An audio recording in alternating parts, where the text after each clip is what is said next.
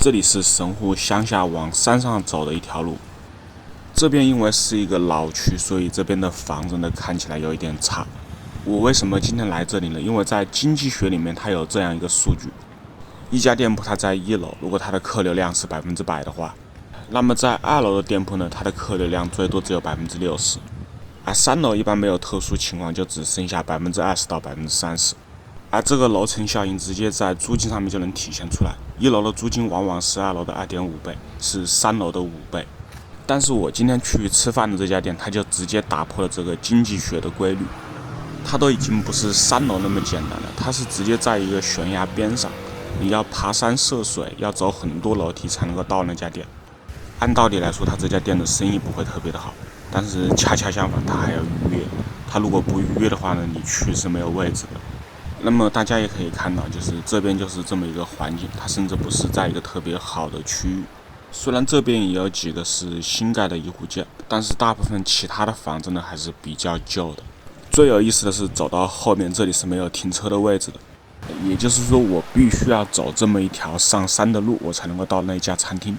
而且不光是我，就算是住在这里的日本人去他家的那个餐厅，也只能够步行去，因为连停自行车的地方他都没有。你看到这两边全都是1户建的房子，而且路比较窄。就如果我是骑自行车过来的话，我总不可能把自行车停人家里的门口吧。这边也是神户市的市区，但是它的地理位置是靠近山脚的底下。这边房子受地形的限制，所以它也不会做得很开阔。其实说实话，就是这种位置它才真正是郊区。我住的那一片，它真的就是乡下了。在日本乡下的环境，它并不说就差一些，相反来说它是更好的。只是说在乡下住地理位置差一些，你必须要坐车，要半个小时车才能够到市区。而这个地方呢，如果你是骑个自行车直接冲下去的话，它可能也就是10分钟不要。然后这边的环境是个什么样，你们也就看到了，是吧？这也是为什么这边的房价和乡下是差不多的一个水平，我却选择住乡下了。你看，这是我在我那边拍的一张照片，我坐电车也就是半个小时到市区。那你看看这个一对比，你选择哪边？半个小时我不在乎，我就觉得挺好的。你看我没有胡说八道，他这个店他就要从这条路上山，而且他明显是没有停车的位置的，包括你停个自行车，他这里也是不允许的。我走过来的这段路它就不短，然后我还上楼梯，他这里的楼梯是分好几段，还不是这一个楼梯就直接到了。最让我感觉到诧异的就是我提前了1天预定，他居然说没有位置了，然后我往后挪了1天，他才说有一个位置。他就是生意居然真的这么好，你也觉得很奇怪吧？来，我给大家看一下我上山的这条路，你们也可以看到有多远了，不止这么长啊！我是从那个底下走过来的，你们可以看，我是从最前面那个底下走过来的。有人可能会想说，那他可能还有另外一条路上山呗？那你就看吧，你看他这就这么一条路，就是这家店，他就真的只能步行上来，是真的没有其他的路了。前面这个楼梯就是上去的位置，它这个左边是这个房子真正的入户的位置，但是这个门现在不打开，而我们是从右边的这个位置上去，所以我说这个店是在悬崖边上的，它是一点都不夸张，你们可以看一看。你看它旁边没有栏杆，而且进去的这个路它就只有这么宽。这个底下才是这个房子的入口，但它现在是关上的。它给留了一个位置，从旁边的这个院子走过去。路就只有这么窄，另外的那一边它是堵上的，它是走不过去的。你看到了，这个像不像全能改造王？山崖边的家。那么好，我就带大家进去看一下吧。这是山边的一家小店，它的院子并没有怎么好好整理，不然我觉得这个院子应该还是挺好看的。可惜这个屋主他没有怎么打理这个院子，而且整个店的入口它没有一个指示，就有很多人估计走到这里都不知道怎么进去了。它其实就是从门口的这个台子，就是这个地方，然后走到前面去，要把鞋脱了，然后放在前面的那个鞋柜。好，那么我们现在就进去吧，我先把鞋子放这里，然后我再过去了。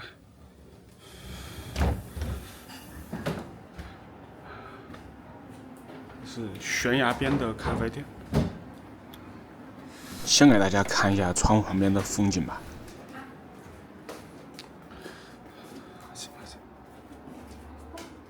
好，然后我就坐这里吧。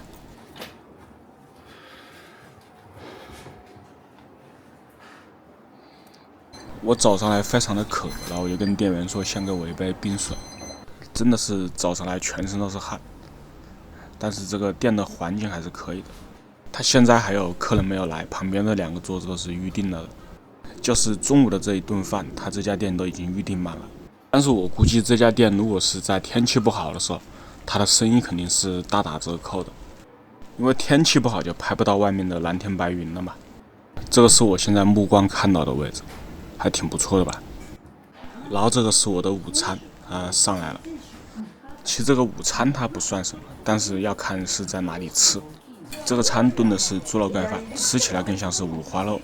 这个吃起来好像是紫薯，但是我不确定，因为它比较甜。这家店准备午餐的时间非常的长，因为都是现做的，店员有2次都跑过来说我们可能时间要长一点。我都是说没关系没关系，不着急。我其实觉得最好吃的是这个，就它这个豆腐上面的这个酱特别的好吃。这家店做的午餐的味道就是家常菜的那个味道，甚至是有一些复古味道的家常菜。它的那个肉炖的是比较烂的，它并不是那种大厨做出来的菜，然后层次感很丰富，它就是你觉得吃起来还不错。我去一下卫生间，也顺带给大家看一下它这个店的一个布局，就是院子外面，它这个卫生间是这边。卫生间的门是那种老式的锁门，木头的这种锁门，地上都没有轨道。但是卫生间里面它是重新又装修过、整过一次的，不然的话不可能有这么现代。这是这家店给客人准备的拖鞋，它有这么多双，这一双是刚才我穿的。然后这一顿饭是1200日元，也不是很贵。然后店员说他们的咖啡要等午饭之后半个小时才供应。那我就等不了了，我就先走了。你看这边的路它是堵上的，它是过不来的，所以我还是只能够从这边再走下去。再给大家看一下来这家店的路况，就是这是我下山回去的路。就你很难想象，就是在这个位置，这里有一家店，然后它是做午餐的。但说实话，我觉得这家店也挺有意思的。你看，这是他们这家店，然后前面那个是他们的大门。我刚才坐的位置是楼上的2楼。这家店没有任何的招牌，你必须要从这条路走上来，然后到他那个院子门口，他那里有一个很小很小的那个招牌。像这种店就是基本上游客你是来不了的，就是如果没有人带的话，你根本就找不到。即便你有地址了，你在地图上也搜到了，但是如果你不看实际是怎么过来的话，你很难相信这上面是一家餐厅。你看它这个路，它就只有这么宽，就游客很可能走到这里就觉得是不是走错了。其实在日本有很多这种小店，他们都是开在这种位置。可能有人会问，就是他们为什么开在这种地方还有生意呢，还没有倒闭呢？真相可能是因为这里就他这么一家店，其他的要不就是撑不下去了，要不就是搬了。像他这个经营成本并不高，他只做中午这一餐，而且午餐只有这一种。你看前面这个房子，它排齐，它长得一模一样。像这种就是它以前是一个房子，然后地产商给买下来了，然后分成了3块，然后这3个房子的建筑材料是完全一模一样的，它同时也节约了成本。像这样的建筑大部分都是经济泡沫时期的产物。其实这一整片区域我都怀疑是不是那个时候弄的。像前面这个2层小公寓它也是，这种小公寓虽然一直都有，但是它在经济泡沫时期它迎来了一个野蛮式的发展。因为它的施工周期比较短，而且造价也比较便宜。像这种2层楼的小公寓，当时就成了很多人投资的首选。但是就住来说，它肯定是住得不舒服的。就是经常有人说日本的房子它不隔音，说的其实就是这种。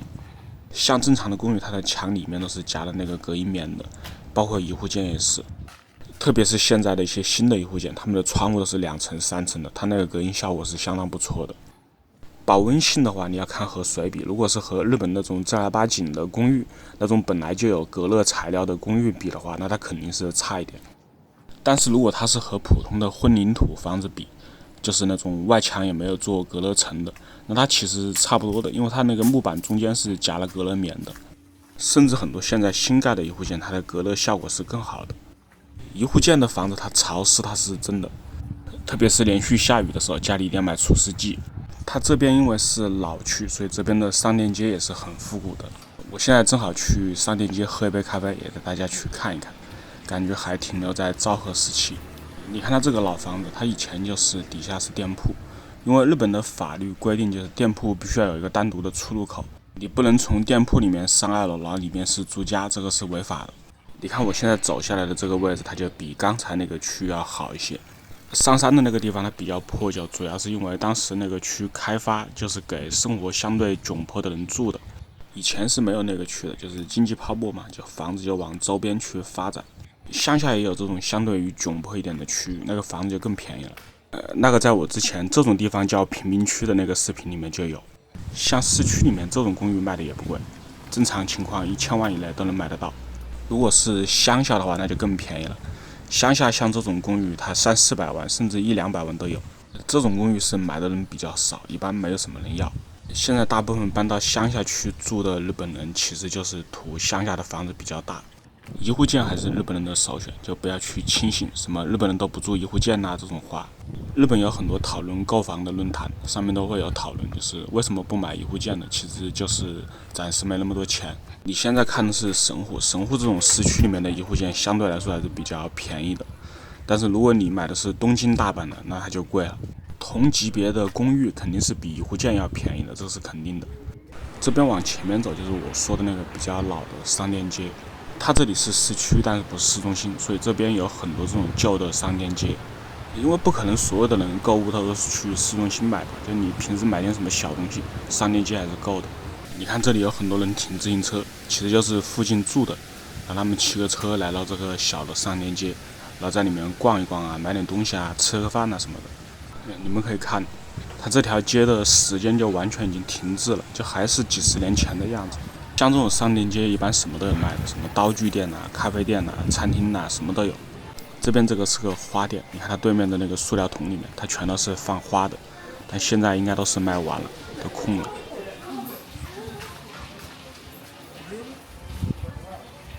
这个小的商店街就和国内的小吃一条街是差不多的。那我就到这家店先去喝一杯咖啡，比较渴了，从山上走下来，带大家进去看一下吧。这家就是我走下来随机挑选的家店，沿路都有，这个就是随便选。这家店居然是一个老人在经营，这是上的咖啡，他那个杯子很冰，这个杯子是金属的，然后那个老人是从冰箱里面拿出来的。老人经营咖啡店，他们有个特色，就是咖啡粉他们给的很足，有非常重的烟熏味。现在一些年轻人的咖啡店，他们相反是越来越公式化了。这个喝完了，这杯子现在是冰的，我感觉这种杯子特别适合喝那个冰咖啡。回头有卖的我也买一个。喝完了带大家继续去逛一逛。像这种专门卖水果的人，他们通常是要比那个超市要便宜一些的。不过说实话，我不怎么爱吃水果，我最多就是吃点橘子。这个又是一家餐厅，像这种商店街，它有很多店是中午和晚上它都做生意。但是其他地方的餐厅它就不一定了，它有的只做中午，有的只做晚上，很少是做早上生意的。你看像这种居酒屋，它中午就开门了，就这在别的地方是看不到的，一般居酒屋都是晚上，但是商店街的居酒屋它是中午也营业的。像这种垒起来盒子的，它不是倒闭了，它就是打烊了。你看它左边，它那边还有内科，有理发店，还有眼镜店，所以这种商店街它很有意思，它就什么都有。这个是一个海产品的店，有卖一些海鲜海产品的那种食物，但是我买的很少，因为我一般不会做，我就不知道这个东西它是怎么吃的，是直接吃还是要做熟。像日本有很多这种吃的东西，我们一般是不会买的，因为我们不知道这个是怎么做。鱼的话，那肯定是知道的，但是也买的很少。你看它这里，它就更像是一个菜市场。这种商店街在逐渐被大型的连锁超市取代。毕竟来说，他们是没什么竞争力的，购物环境上差了很多。这个东西很好吃，这个我经常买。这个是炸鱿鱼干的那个机器，炸出来是直接可以吃的。然后他给了我一个试吃。就这个是他们的机器，这样拿这个鱿鱼干就直接打出来。这个鱿鱼干我非常推荐，它打出来非常香，就比超市里面卖的好吃。但一般像这种，你只能够在这种老街上面能够找得到，而且像这种药妆店，它比那个大的店里面要卖的便宜得多，特别是比大阪的。你可以把它认为是一个杂货铺，它里面什么都有，米面、粮油还有卫生纸全都卖，价格肯定是要便宜得多的。有时候我是缺点什么，路过会正好买一点。这些商店街很多衣服和鞋子都是从中国进的货，卖的都是非常的便宜。比如说这家卖的鞋子就是非常的便宜。当然，它比中国的淘宝上面买的肯定要贵一些，毕竟它是从中国进的货嘛。从商店街出来，这边是新开地，然后往这边走的话，前面有一个红灯区。这也是给留学生提个醒，就是你一个人住这里的话，你不要随便往那边走，走过去了那边是红灯区，特别是女生的话会很尴尬。这家我朋友的店，他今天开业，正好我现在进去吃一碗面，也跟他打一个招呼。他这个是纯日式的拉面店，他不是兰州拉面。兰州拉面在神户开家11家。Hello。这个是店主客户，要吃这个辣的拉面嘛？就他为什么要开个日式的拉面店呢？这个还有的说了，就是有一个很厉害的中国拉面师傅，他在日本做拉面做得很棒，就很多日本人都喜欢去吃他的拉面。就一个中国人，然后把日式拉面做出了名。然后我朋友就正好和他也是认识的，就说那我也开一个你的店吧。而且他家的拉面我去吃过，就是确实做的比较好吃。所以是哪个国家的拉面这个无所谓，就是我能做的比你还好吃。你为什么开一个日式的拉面店，没开什么中国兰州拉面？因为我们在日本嘛，我们面对的客户群体是日本人。如果说开中国特色面的，会少一点。去买单啦！我去买单的这一段，我差点我的朋友揍我，因为他以为我只是拍一个买单的镜头，他准备把钱给我退回来。然后我不肯要，我就往外面跑了，他就差点揍我。完了。完了。哎呀，正常买单。不，开业。这真是还好我跑得快，不然吃个拉面还挨打。然后现在这个时间还早，我就准备去神户的海边看一看。听说今天海边很热闹，举办了活动。因为现在时间还早嘛，才5点多钟，然后我就去看一看。这里是神户港的海边，也是很有名的一个逛街的地方。我很推荐游客来这里玩，这里吃饭的地方很多都是靠着海边的餐厅，而且它这边靠着海边的餐厅，它并不比其他的地方贵。从这边走过去就能够看到神户港，它这边的风景是很好的。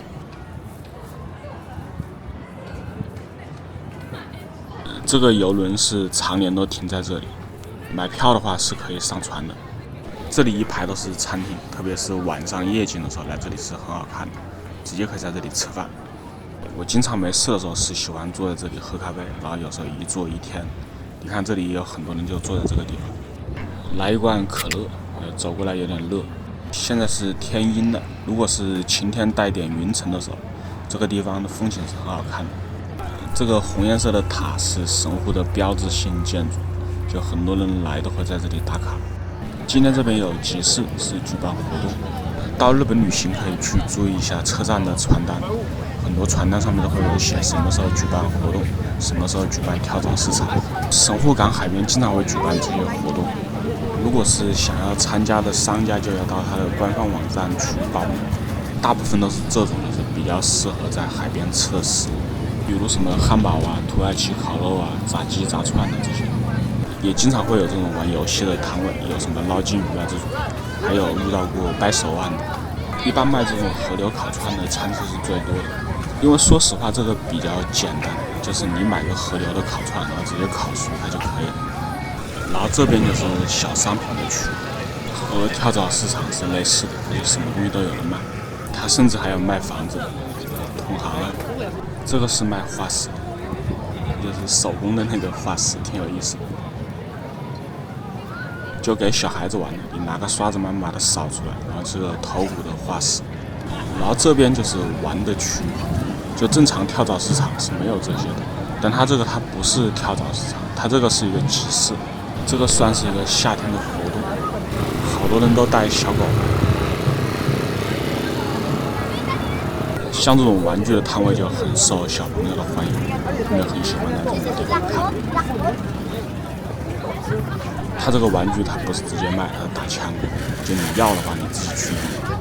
人真的是超多，那边还有表演节目的。我经常说街上看不到什么人嘛，但这下就看到了。